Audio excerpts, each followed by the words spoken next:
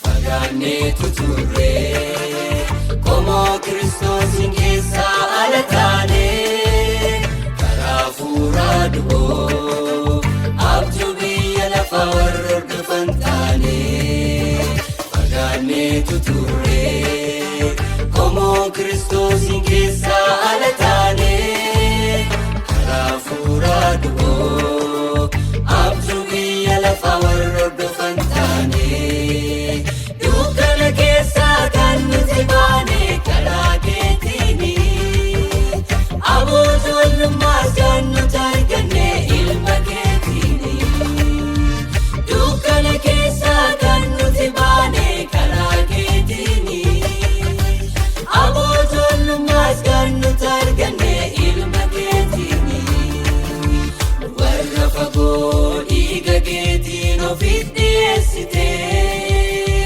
Mootummaa kee kan ittiin gallu karaa nuuf taate.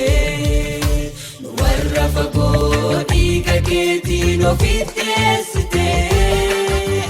Mootummaa kee kan ittiin gallu karaa nuuf taate. Ati karaa keenya mirga abbaatti kan nu geessu. Ati karaa keenya mootummaa keef kan nu qopheessu. Ati karaa keenya isa nuuf kenname. Ati karaa keenya siitu nuuf ergame.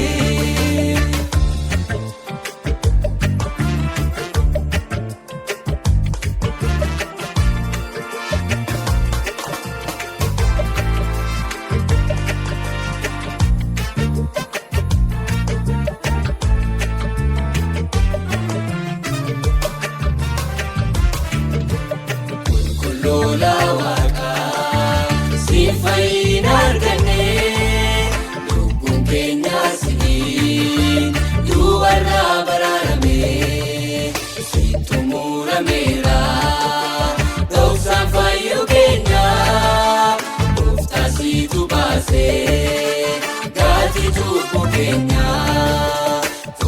Lola Waaqa siin fayyina arganne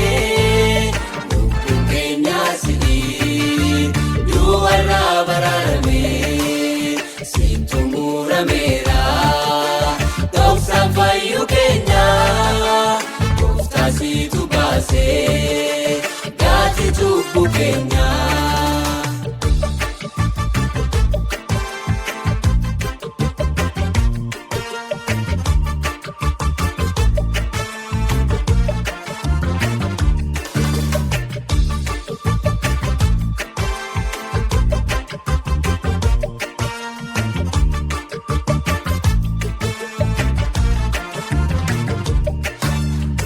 Jaalattee ofitti nu qabdee ijoollee koo jettee badiisa keessaa sofii keetii ati nu baafattee siin nutti mul'ise ulfina keessa na dhoksaa bara baraa inni moofaan hafee jalqabneerra haaraa.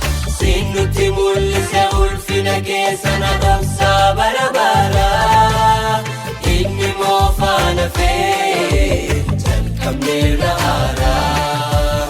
Nu jaalattee ofitti nu qabdee ijoollee koo jettee badiisa keessaa sofii keetii ati nu baafattee siin nutti mul'ise ulfina keessa na dhoksaa bara baraa inni moofaan hafee jalqabneerra haaraa. Siin nutti mul'ise ulfina keessa na dhoksaa